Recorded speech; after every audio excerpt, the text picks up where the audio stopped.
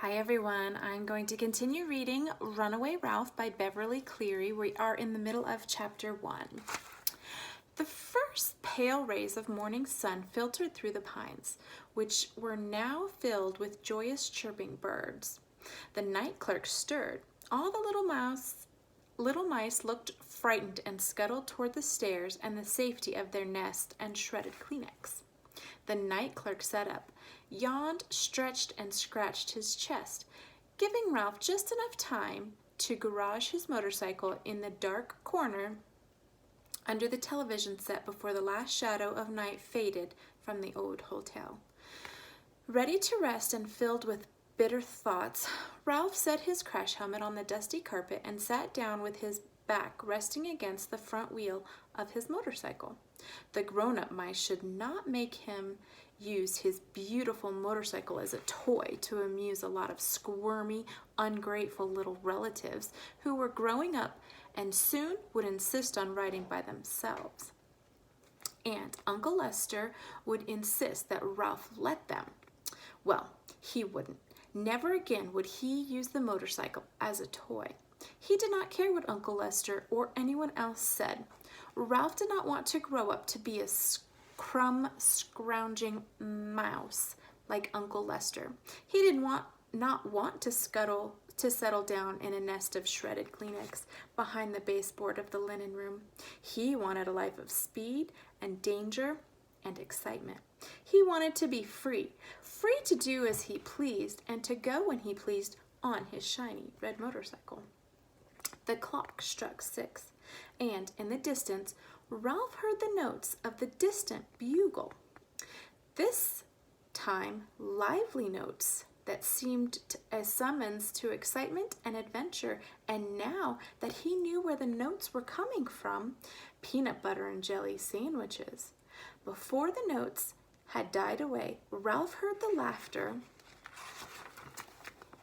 and shouts of medium-sized boys and girls who must be about the age of Keith, the boy who had understood mice and who had given Ralph his motorcycle. The rousing notes of the bugle and the laughter and shouting increased the feeling of rebellion within Ralph. And the last strains of the bugle call hovered in the clear mountain air. Ralph made up his mind. He knew now what he was going to do. He was going to run away. All right, friends, that's the end of chapter 1. Now we're going to start chapter 2, and it's called The Open Road. Too excited to hide under the grandfather clock where he could watch television, Ralph spent the day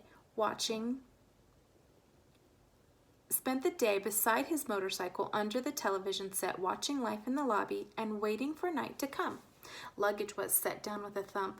Guests complained that there was not enough towels in their rooms, and when the guests had gone, the desk clerk said to Matt, "What do you think this is? The Waldorf?" That's a fancy hotel. Ralph listened as the manager of the hotel spoke sharply to the housekeeper about the cigarette ashes on the carpet. The housekeeper spoke even more sharply to the maid who ran the vacuum cleaner so carelessly that Ralph was not even frightened. He was too busy thinking of the night that lay ahead. When the boy called Garf clumped across the lobby in his new cowboy boots on his way to Happy Acres Camp, Ralph longed to follow him out the front door and down the steps. Late in the afternoon, new guests straggled into the hotel. Some looked at the shabby furniture and the dusty deer heads and left. Others, too tired from driving to look any further, they stayed. When the television set was turned on, Ralph polished the chrome on his motorcycle with his paws. When the set was silent, he napped, too excited to sleep soundly. At last, the bugle in the distance played its slow, sad notes, and old Matt left the front door open as he went out on the porch to look at the stars. The moment had come. Ralph snapped his crash helmet into place. He grasped the handlebars and he pushed his motorcycle out from its hiding place, avoiding the attention of the night clerk by guiding it along the edge of the baseboard to the front door. On the porch, he mounted, and with a vigorous "bup-bup-bup-bup-bup," he rode across the cracked concrete to Matt's feet at the top of the steps. "Hi," said Ralph, who was able to talk to animals and to any human being who loved speed in motorcycles and who understood that the only way to make a miniature motorcycle go was to make a sputtering noise that sounded like a big motorcycle. "Oh, well, hello there, young fellow," said Matt. Just where do you think you're going?" "Well, I'm running away," said Ralph, "on my motorcycle." "You don't say," exclaimed Matt. "Yes, I've had enough of this place," said Ralph. "I'm going someplace where I can be free." You want to get away from your family?"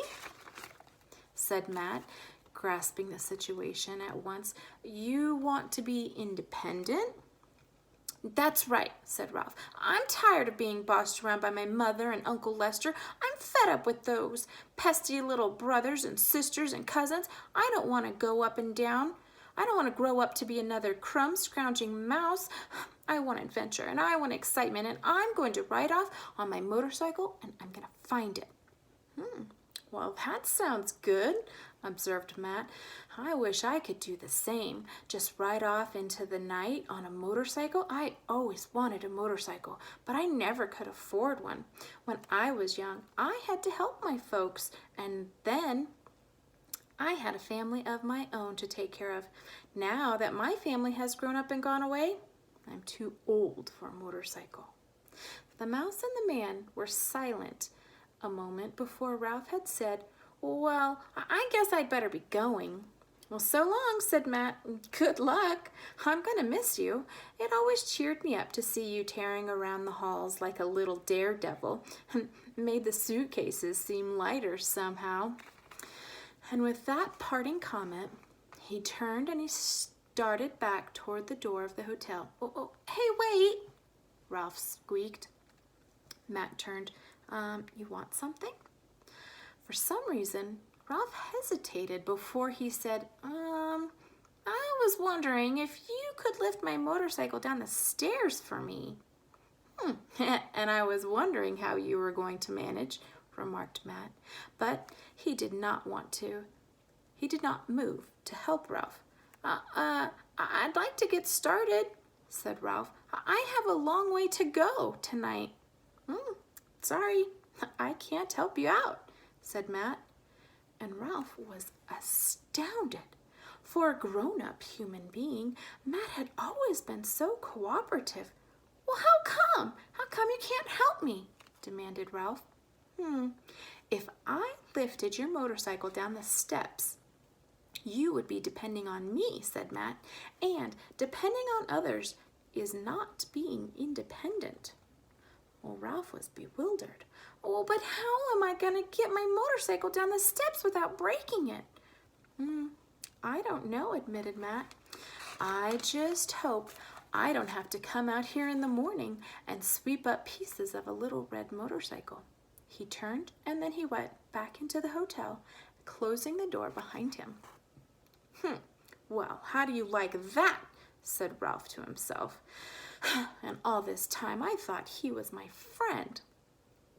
Off in the distance, an owl hooted. The night suddenly seemed vast, and a mouse, a very small creature indeed.